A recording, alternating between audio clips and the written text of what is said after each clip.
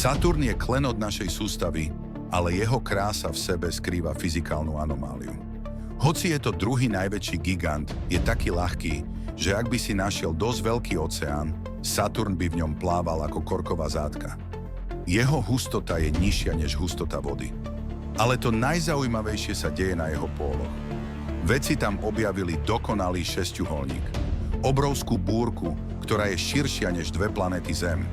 Nikto presne nevie, ako tento geometrický tvar v chaotickej atmosfére prežíva tisíce rokov. A potom sú tu prstence. Nie sú to pevné disky, ale miliardy kusov ľadu a skál, ktoré do seba narážajú rýchlosťou tisícok kilometrov za hodinu.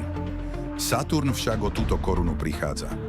Komplexná interakcia magnetického pola a gravitácie sťahuje častice ľadu do atmosféry vo forme neustáleho dažďa.